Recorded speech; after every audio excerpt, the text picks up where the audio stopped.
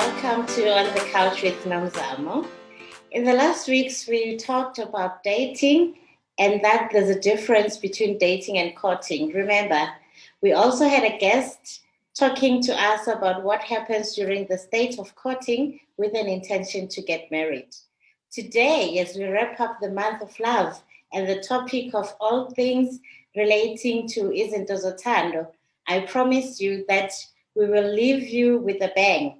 When we're talking the bang, we are talking the ultimate crux of the matter, a stage most ladies hope for and hope to enjoy in the long run. Today we're talking marriage. And no, I'm not talking that bold and the beautiful kind of love that we all see and hope for watching from the TV, but the one that requires a couple to take off the rose colored glasses and get real. I'm not expecting these matters. Nami nyafunda. So for the sake of this movement's credibility, I always try and invite people who know more than I do about such topics. Angithi vele kuyashiwo ukuthi when the student is ready, the teacher appears. Yebo. Yingakho-ke today on the couch we have our special guest. She's a woman of God. She's a woman after God's heart, a wife, a mother, a relationship coach, and a founder of the Mamazala and Makoti retreats, a retreat that is aimed at helping build and strengthen relationships between Makoti no Mamazala. Her name is Mamanese Mathule, and I'd like to welcome Mamanese to On the Couch with Nomzamo. Mamanese, please tell us who Mamanese is and what you are all about, and why is the marriage your favorite topic? First and foremost, thank you, Namzamo, Mrs. Kanyile, for having me on your wonderful couch. And indeed, this is a very privilege to share with people this amazing, flowery Cinderella journey that we all assume when we're thinking marriage. Now, who Mamanese Mathule is. Mamanese Mathule is a wife. Mamanese Mathule is a mom. Mamanese Mathule is a sister. I'm just an ordinary girl who is very passionate about families. And my passion for family comes from a background of a steady family and understanding that family is the first White House of all sectors. We are taught about how great the presidential White House is, but the truth is the first White House is families. That is why family is important for me, because I am because of a family. You are because of a family. Yeah. Had it not been of a family, we wouldn't be sitting on this couch. We wouldn't have on the couch with Mrs. Kanyile. You wouldn't be this amazing woman that you are. I wouldn't be who I am. I am a simple person that is imperfect, but always perfected by grace. Yeah. And family is my core, my spinal cord, my White House. Well, you've just said a mouthful, Mamanese. Now, the topic of today is around marriage, and marriage being teamwork. And you know, marriage is today, people love the idea, but they still go into marriages and still operate as individuals. There's no teamwork. And then we go and say, hey, umshado unzima, but because people are pulling on all sorts of directions. According to you, what is the purpose of marriage? Yawana Namzama, my darling, there is something that I want us to acknowledge, and there is something that I want us to sit on, and this is women. Women. I'm saying women because the first teacher of every person on earth is a woman. Yeah. Even a man is taught by a woman. Now, if women can get everything in order and specify the importance of a role and responsibility, it will be very exciting for all of us to enter into things with the knowledge of why and how. Many a times as girls we are taught we must remain virgins because one day we are going to be Mrs. So and so. Nobody tells us to keep our virginity for ourselves and for the understanding of why you need to be intimate with somebody when you decide to. We are taught from an early age and we are groomed as marriage materials, not as people, not as individuals. Yeah. And that already messes around with our mindsets and an understanding of what marriage is. That it is a second altar call of God. It is the second altar call of God. After the first one of being born again by receiving God, the second altar call is marriage. We are not taught this. We are just taught that marriage is therefore just so that you become Mrs. So and so, just so that we receive ilobolo, just so that you have the ring and you bling it around. We are not taught that the second altar is marriage, and that marriage is not even about you. It is about the purpose that you are carrying for the entire Kanyile family. Yeah. It's not just about you and your husband. That is why the initial inset is love. And that love is a representation of God. Because God is love. Yes. It is love that brings us together. And that love is God. Therefore, when God brings us together, it is because there's a purpose that He has brought you two together. And especially you, the woman who is carrying nations forth to carry for the family of Kanyile. We are never taught that. And we never understand that. That is why women are the very same people who oppress Makoti into marriages by saying, how do you initiate me? And the first thing that you say is, why am I supposed to carry it? The intention is not to carry And who wants to carry something? Yeah, linyalo is not meant to be carried. You are supposed to get inside, sit down, be a child, be in the family, and be in tune with who God says you are in this place. And let that which God has radiated inside of you come through for everybody. May every breakthrough that you have for the Kanyile family come to light, and may it be seen, may it shine, so that when your daughter one day gets married, she gets married with an understanding that I saw my mom being a flower.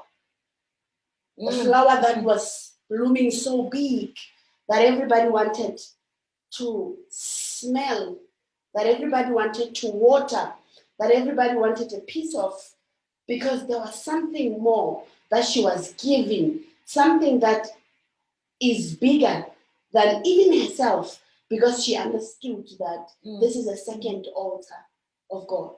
You remind me of a quote, I can't remember by whom, but it says that the best way a father can show his kids love is by loving their mother. Very true. That will enable every child the ability to go out there with confidence. It would even create a platform that no man will ever tremble on, because the standard that Papa has set is so too high. Too high. And therefore I can never go below what my father has said. And I'm speaking from understanding. When I said something about We are because of families. Yes. I am because of a man that believed in me. I knew because of my father that I can take on anything at any time. Mm. I knew because of that man that I don't need to be loved by elderly men in order to feel enough. I knew that I was enough. Even when I was imperfect, even when I was not the most beautiful girl then, but he assured me. Yeah. And that assurance carried me through to where I am today. Yeah. And when I got into marriage understanding that I must find a man that matches or is better than my dad. Yeah, he must never be such order. Exactly. Yeah. He must never be less than my dad. If he is going to be less than my dad, I would have failed dismally in this second altar, because the role of a man as the head is to lead. So if I failed to take the leadership of my dad into being in a platform that I take the baiting of the second altar, I would have failed. But then here we are. We are these girls that have been nurtured and loved by their fathers, and we find our husbands. And in our husbands, we expect to find our fathers, and we expect our husbands to behave like our fathers. It's a tall order. A man is already trying hard enough. And what if your husband is not even from a nuclear family where there was that kind of love and nurturing and that setup of understanding where one can clearly see that these are the roles in marriage. This is what a father does. This is what a mother does. And for an effective marriage to take its course, this is the behavior expected from both of them, not because they know so much, but because they follow in the teachings of God. I remember once said to one of my cousins many years ago, I was very far from getting married even, but because of the understanding, I said to her when she was telling me about the problem she was having in her marriage, I said, you know, it's very difficult to talk to someone who is in a marriage but hasn't gotten to a point where they understand God and they can hear God and listen to his instruction and what he's saying, how we should treat our marriages. I was very far from I didn't even have a man at the time, but I was able because I have seen my dad loving my father, my mom, and I understood the roles at home. If you get married to a man that did not have the opportunity to see his dad love his mom correctly, you are still favorable because you've had a man who had their first love, which is their mom, loving them correctly. Now, your role into this is you and Mamazala holding hands and agreeing that we understand that he led something from a fatherly perspective. Yeah. But because I know what it feels like to have father's love, I am going to narrate, teach him, just as I'm the first teacher, what my dad did that was so significant for me, that built me up, so that he can learn from my narration and then translate it to his children and be able to make peace with the fact that even if my dad was not there for me, it might not necessarily mean that he did not love me. I don't know what happened between my dad and my mom. So the problem becomes when Namme ifuela the negativity about the father. Yeah. Because then that breeds anger into this young boy. So the power that we have as women is so big that we must choose to always remove our children from our battles. Yes. With our partners, so that they can be better people without intervention or without even being expected to take sides. Because they don't need to take sides. They need you and him equally. You are equally important. Even if Ndate Ikaba a drunkard, he is still his dad. And you can never take that away from him. And even if he might not have been there for him, it is still an opportunity for you to show the love of God by saying, he didn't know better. And by saying so, you are offering your child a clean slate and a clean heart to navigate through life with an understanding that I can be a better man than my dad. And being a better man than my dad means I can even respect my dad beyond any respect that he has ever encountered. And even show him love, even if he doesn't deserve it because he was not my father. True. In terms of presence. But because he brought me here, there was a reason why God chose him. Whether he honored it or not, as a child that knows God, that my mom taught about God, that my mom speaks about forgiveness every day, that my mom tells me that God is a God of grace and God is a God of new favor every day. Why can't I do the same for my dad? Without even expecting him to change and loving me and being friends with me. Let me just be to him with whatever that he is. It is said that getting married comes with its own things. Married limujol, haditwan. No. Haditwan. I remember with me, for the first 2-3 years or so with my husband, the struggle was, my mom calls it a diamond polishing process. Yeah. To say, when you look at this diamond ring of yours, it was not like this initially. It had to go through vigorous polishing, gruesome process. And I think at the time that we were going through that gruesome process, I used to, and I think it led in the how I communicated with my husband more than what I said. And he will retaliate and say, you think you know better. Yeah. You think you know better. And I will respond, of course I know better. That's why I'm being appointed to be your helper. Yeah. Who would want to be helped by someone who doesn't know anything? Yeah. I am your helper because I understand that you will be lacking in this and I want, and you will reject it until I learned that before I utter anything, I need to pray. Yeah. So that whatever it is that I want to say to him, because I understand the challenge and the bigger picture, I need to pray for the soil to be turned and be ready and be fertile for me to say what I need to say. And only when I started doing that, when I speak to my husband, he will then respond with understanding.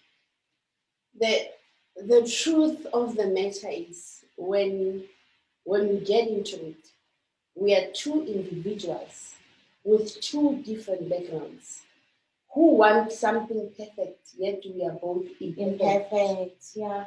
And our struggles will definitely be about, initially when it starts, we are still in the honeymoon phase until we get to that point where who is right and wrong. And the fight will always be about, no, I'm right. I'm right. No. You need to go through that part until you reach a point where you are humble enough to understand that it's not about winning the argument. Because it's about understanding where he's coming from. It's about loving him how he needs to be loved, not how I think I must love him. Because the problem that we have in marriages is, I gave him my all. I did everything that he wanted, but he doesn't appreciate it. The all that you gave was not his all. It needs to come to a point of understanding that what is it that he wants? You might think breakfast in bed is what he needs, and it's not what he wants. It's not his love language. His love language might simply be, let's sit together here on the floor and eat together. Yes. And you don't have to bring me food with a tray. Or I want you to serve me food with a tray. So it is always important in a marriage to understand what it is your partner needs as love, and for you to always ask God to intervene and to humble you enough to go down to the level of his submission in agreement. That's it. You just give from a point of his need, not from a point of what you think is the best. And vice versa. And vice versa. The thing with women, we are very controlling. Yeah. We are very controlling and dominating. And that is the problem. And we still expect them to lead us. Exactly. That is our problem in marriages. When he leaves his trousers on the floor, we get so irritated. Yeah. We get so frustrated. Hore ow, kanti manki kuo fela mo wena o lahletse mo. Kanti his love language is just love me with my weaknesses. With my weaknesses. Acknowledge that I have this weakness of throwing things on the floor. And find it in your heart.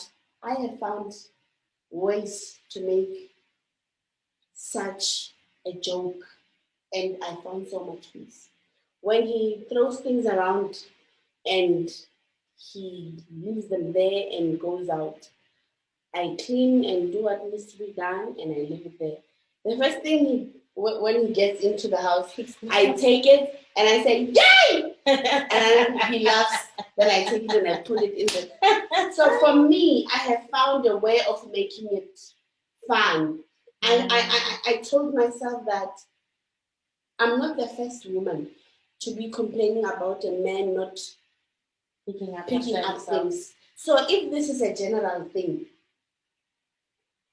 why must I be making it an issue in my marriage? Because it is those little things that I qeta le ha e sa qale ka nna jwalo ke yona e etsang most of manyalo a batho a ska ba monate, because people will start then saying, you see a mate in me. Yeah. And it's not even about that. Yeah. It's not even about that. You why put a fellow to thing. And I can bet you it is not that it's a lot of things that he leaves lying around. It will be a short pen here, shoes here. It won't be that nasty bad habit that you can't rub yourself off it. It will be little things, but we will magnify them so much that we are unable to see the bigger picture. My mom used to say, shouting at him for not doing that will not hold you tight at night. So swallow your pride, and just learn to find humor. Because marriage without a sense of humor, it does. Yeah, you need a lot of humor. Just like God is very humorous in the way He does things. If you want out, remember how humorous God is, and ask Him to borrow you a piece of humor, so that you can bring it into your family. And then you see how you'll just navigate through things, how you'll just be able to do things without even feeling the pain, without even some of these things you even forget. Now my daughter sometimes says, "Mommy, some of your prayers," and he says, "Mommy, you know how many people pray at God, and you are praying to forget things, Mommy." I think you're overlooking God.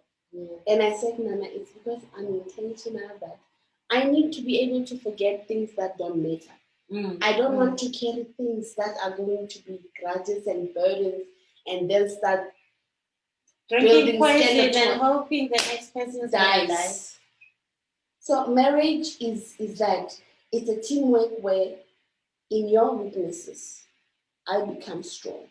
And it sounds so easy when you say it. When you do it, it's a different ballgame altogether. Yeah. That is where you need God's humor. That is where you need God's grace. That is where you need to understand that this is a second altar. And in this second altar, anything will happen to try and mess up the greatness that God is trying to achieve out of our union. Now let's talk about God's instructions. The cleaving. Yeah. They're becoming one flesh. They're submitting to one another.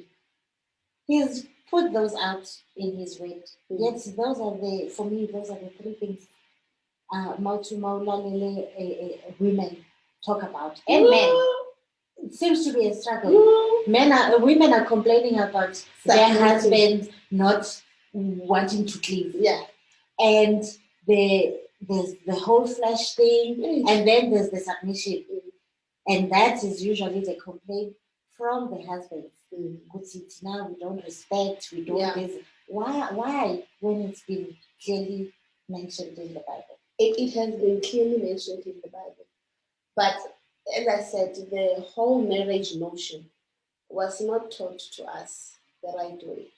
It was not given to us the right way. You see a council of women after we get married sitting Makoti down and giving Makoti instructions. But you don't see the same for a man. No. And you ask yourself, why is this one-sided?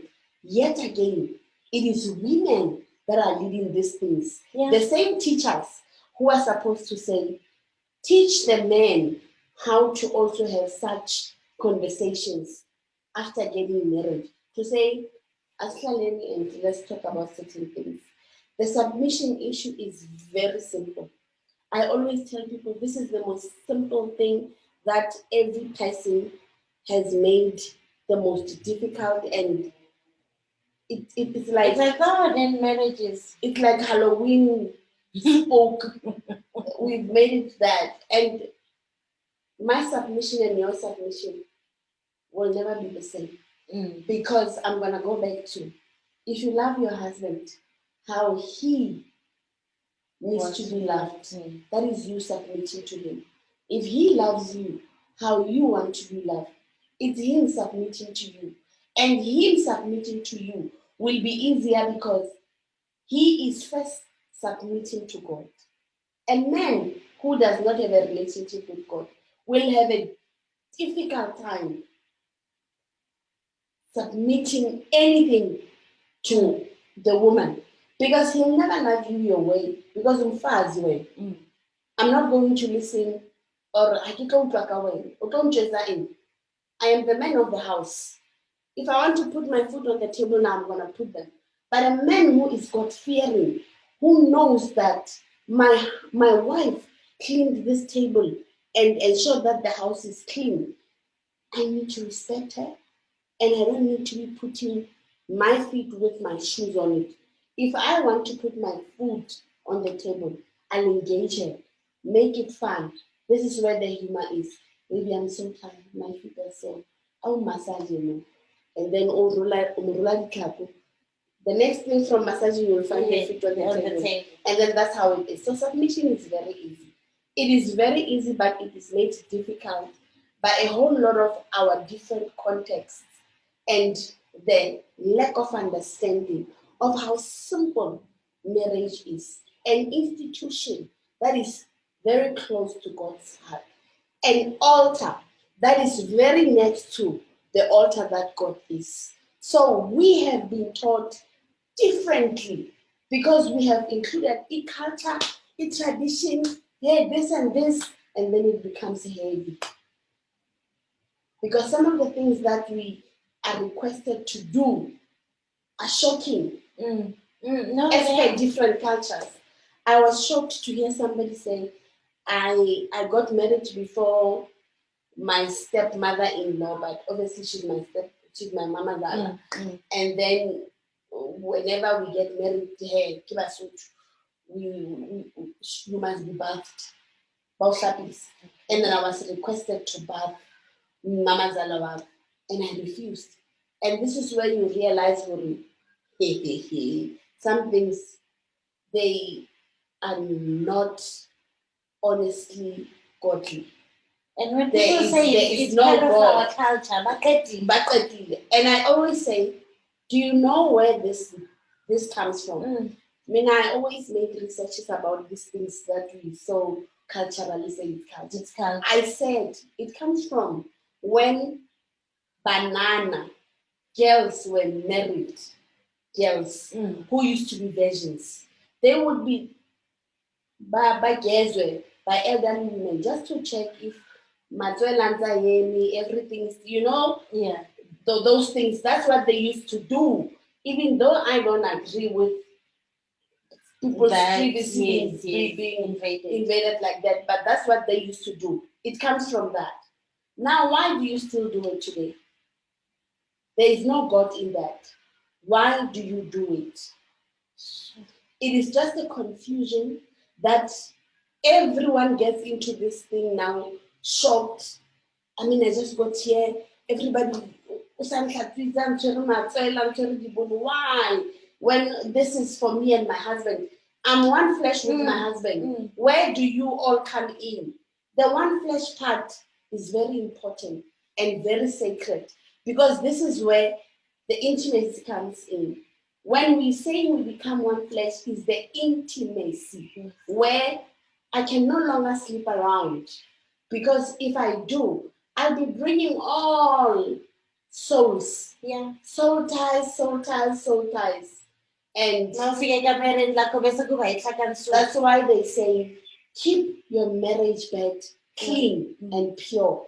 That is where the oneness of the flesh comes in. Because at the ultimate end, you'll still be unomzana. Ubab Kanyile will still be Ubab Kanyile. And you'll still have individual interests. But the bottom line is, those individual interests will be this little bit of yourselves. And the bigger whole will be us. And the individuality is where you are both going to ensure that you become each other's cheerleaders. The problem with living and cleaving, again, it is created by women. I want you to understand this mechanism that women out. What's about stone? Especially when where our sons are concerned. Restored in the sense, when we bring up a girl child, we bring them up to be independent. When we bring up a boy child, we bring them up to be dependent on us. And that's how they grow. They initially grow up thinking, I can't make my own food. Mama kila. But a girl, I get a brotomo with her said. The lens way like my mother does it. I always ask people, what washes the dishes? Is it breasts? No. If it's hands, why don't you teach the girl and the boy child the same thing? The same thing. Yes. If the time to be at home is 6, let it be 6 for everybody. Don't allow the boy to come in at 9 because at 9 o'clock, what is he doing out there? What are you teaching them? To stand at the corner, at the corners, and then your girl child is saying, it is us women that have this different ways. And then we perpetuate our girl children to tolerate this behavior. Yes. To say it is okay. Again, we started it as mothers and we opened for our boy child. Now, Hasa Mudile Anyeti, Kuo Tokotela Manava 3 and Hafika Otri.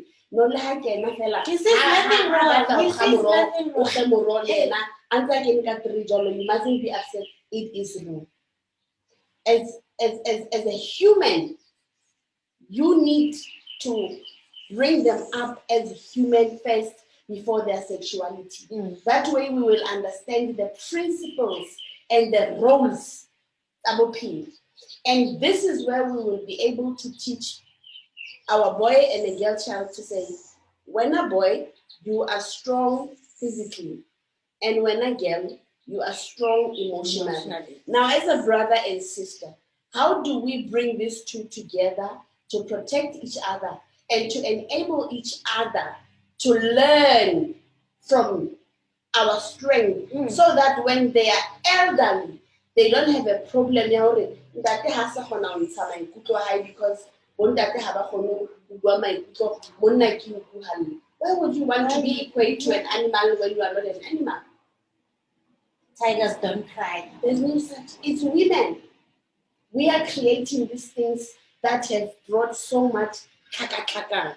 You will never these things. They take after Rona.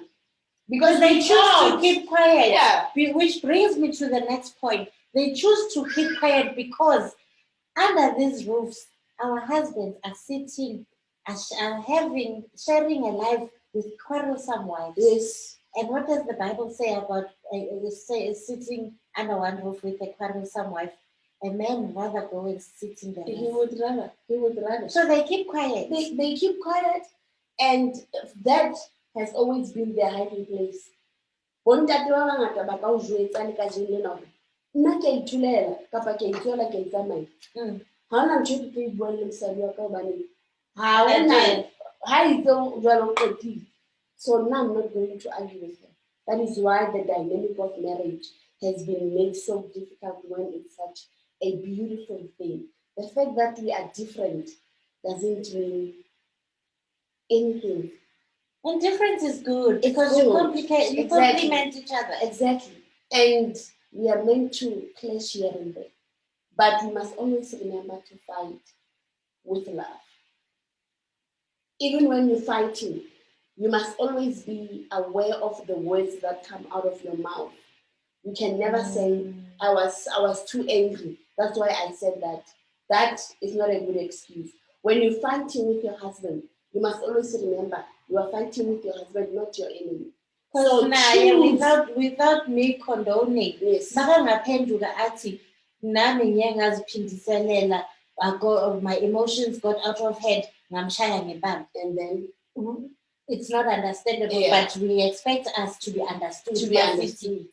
I was upset. Yeah. So many times, a lot of things are fueled by women, and we don't want to take the responsibility. When you show them, but no, provided the excuse, you're just making an excuse. I'm like, no, we brought these people up. We empowered them through the umbilical cord. Yeah. We just provoke and provoke and provoke, and they get to a point where they no longer know what to do, and it just gets blank. And we plant seeds. Plant seeds, knowing that this tree that we're planting is going to grow in our absence. Yes. The first thing I remember watching something, and the first thing, so the husband and the wife were having an altercation, and the husband decided to hit the wife. And the wife goes, Mamazala, the first thing she said, instead of saying, what did he do? Let me call him. She says, what did you do? What did you say? That for me was a problem. It is. That for me was a problem. Because all these years, you were brewing something, at some point it's going to explode. But when it explodes also at the vicinity. Yeah. It explodes somewhere else. Sometimes when they hear us shout, it is not our voices that really propel them to that anger. They remember how they were shouted. They remember how they were tossed and turned. And that thing, it better boom. And then they hit you. If you bring up a boy child with an understanding that you must never ever raise your hand to your sister, they will never hit any girl. I always say to my son, when your sister says no, stop it.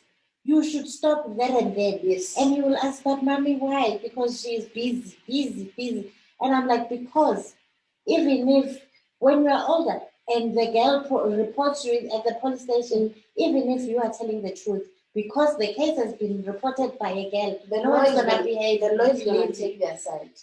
And you can imagine how many men out there today are harboring anger just because they were honest, but they were voiceless. Yes. And the fact that the number of gender-based violence is so high, then they become the statistics for what they didn't have anything to do. I often say to my husband, we must always be cognizant of the fact that we are not raising our son. You It's are raising bigger than that. someone. We're raising a Someone's responsible husband. citizen, Yes. a potential husband to someone, Yes. a potential dad to some child. A potential president. Yes. Potential, so many the great responsibility things. is big, It's big. And we should act more than we speak. Very because true. they watch more than they listen. Very true. They because I don't want one day umakoti wami come knocking in our home and say, Mama, usawenze kanje nakanje, and I turn around and behave like the Mamazala you were talking about. Yeah. Because deep down inside, I will know where he's getting that from. Very it was true. only a matter of time that behavior explodes like Very it did. true. So it's big. It's big. Marriage is such a beautiful institution. Marriage is an institution that requires patience. It's an institution that requires you to listen to ignite, not to listen to answer, but listen to ignite. Many times when our partner speaks to us, the one thing that comes to our mind is how to defend myself, how to get myself out of this. Yeah. Instead of listening to what he's saying, humbling yourself and moving on with life. And if the argument gets too hot to handle, you open the tap. It does. The argument gets, you need to learn. You need to have an art. I always pray for a poker face.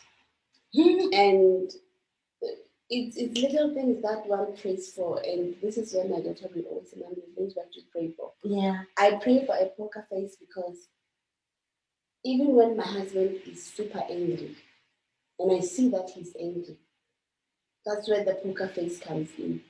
I would rather never show emotion, let him be, and allow him to cool down. When I'm angry and I'm there, what he does, he would rather make fun of me and make a joke. Even when I'm serious and I'm angry, he's going to turn it around, make fun of me, and the least I'm going to do is cry. Cry laughing. To say, how do you do this? And I'm laughing, but at the end of the day, the bomb has been diffused. We achieved something greater, and there's peace. And then through my teary laughter, I will really be laughing at myself to say, like really, did I do that, Mara? Was I going to explode because of this?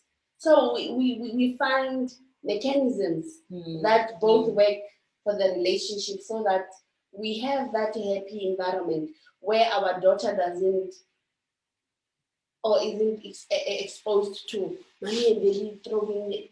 Hey, now it's pots and everything. Sure. This discussion, it's like you just know what's inside of me that I want to get out of you. Because you initially spoke about the strength of a woman in a marriage, and we don't realize that, and we downplay the powers that we've been given by God to run these households. Now, my next question is, I think you are a wise woman, builds her house, and a foolish one destroys. And with all these attacks, I mean, marriages have been going through challenges of their own since time immemorial. And now we have COVID. And I remember some of my friends would be like, in COVID.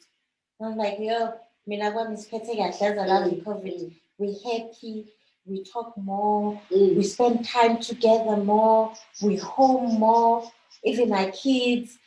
And like those other relationships or marriages that didn't survive COVID, there were cracks already. We can't blame COVID in that. But what role do women play in building or destroying? our homes? The beginning is where we just want to sharp, even when we see which is the marriage. We want the wedding or the marriage? Yeah. We want the wedding, and we think the wedding will carry us through. Until the wedding is a ceremony, the real marriage begins behind closed doors. What COVID has done was just exposing the truth of our lives, the truth of the pictures that we used to post on Facebook saying couple goals, couple this, when there was nothing. The airports were closed. There was no longer to buy. Exactly. And then it There was was just also there was no longer 8 hours of work, and then meeting for 3-4 hours in the evening, and we think we are lovey-dovey. We were forced to live in one space. We were forced to fully tolerate the you. Yeah. The you came out during lockdown. And that is why we saw a whole lot of marriages collapse. Because a lot of people got in marriages that they knew from the beginning that hauna linyalomo. But because I want to be Mrs., I'm gonna do it anyway. And But abantu bazothini? Some failed to collect data about this person that they were getting married to. Now, when they see these things, because now they are spending 24 hours together, it's too much and it's not what they signed up for. Yeah. So they realize, there is nothing wrong that COVID did in marriages, but there is absolutely everything wrong with a whole lot of marriages that we had and the reasons why we were in those marriages. All of a sudden, you no longer see this handsome person who's always wearing a tie, the hunk that you, because he's always now wearing pajamas, wearing shorts at home, and you're like, hasn't shaved. hey, this guy, this is not what I want. And then you run away. So COVID was just an exposure. And I hope it taught us the importance of having conversations with our girl child and our boy children. I hope it ignited the importance of having conversations of what marriage is, what role do I play as a wife, what role do I play as a husband, and understanding of why through thick and thin, understanding of why till death do us apart. Because we just say those sijabulile. It's a wedding. We don't even understand what they mean. Now when thin comes, you're like, oh hell no, I can't do this. And then you start taking your bags and going. So this was a very relevant moment of our time to say, when we go into the new decades moving forward, what preparation are we giving to our children? What message are we speaking to our children? What education are we giving to our children about marriage? Gone are the days of our mothers' times and their reasons behind marriage. Yes. What is our now? We need to redefine for ourselves, for our children, and the next generation. Yes. That's when God has humor. He did it at the time where a new decade is starting. God has humor. And He is going to carry this through for 200 years more to come. Something will happen again after 200 years that will redefine the then standards that we would have set. Okay, Mamanese, we've mentioned all the good things about the marriage and why we should stay and why we should do right by the responsibilities we've been given in the marriage. What about that woman sitting at home watching this and saying, abayazi labo mama into abakhuluma ngayo, abayazi situation yami. Mina, I'm busy with my exit plan. Next week, I'm out of here. I'm out of this house. I'm out of this man's life. I am out of this marriage because I've had it. I always tell people that the God that I believe in is a God that doesn't want us to be hurt. He has a second altar called marriage. Mm-hmm. And just like any father, if the husband is not submissive to God and is not a representation of God, God will recall you and repossess you back to his home. So if you're going through divorce because your husband is abusive, Yeah, it's not safe for me and my your kids. husband is Inner peace is yes, no way. there's Mental state. Lalela Sisi, there is absolutely nothing wrong with leaving that marriage. And God is not going to be against you for leaving. Even when the Bible clearly tells us that the only reason why a marriage will collapse is because of when a woman has committed adultery. But we must always remember grace. That grace rewrites everything. And with God's grace, Modimo wa hao ya o ratang will never allow you to be a punching bag. Yes. Modimo wa hao ya o ratang will never allow you to go to bed scared that you might wake up le tjheselleditswe ka tlung le bana le bolauwe ke ntatona a sa tsebeng Modimo. If he is not submissive to God, if he is not a representation of who God is, Sisi, go. God, just like anything, God will repossess you back, and your potter will mold you and bring you back together again, and will finally put you to a place where you need to be. Because you knew that he is abusive, but you were hoping to change him. Yeah. A man is not a project that you can change. A man can only change when he decides that he needs to change. The change that he will ever see is the one that he initiates on his own reasons, not because of you, on his own reasons and on the reasons of God.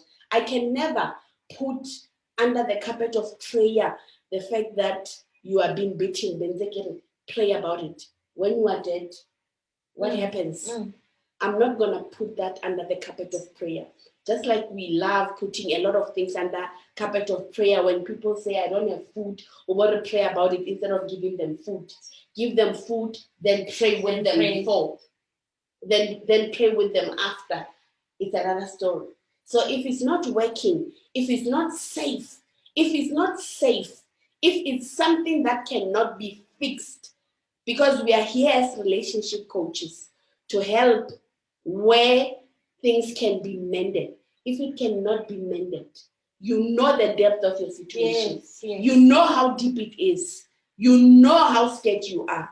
Get out. Wow. God loves you enough. God loves you with all the bruises. He will put you back together again. A new grace, a new anointing, everything new.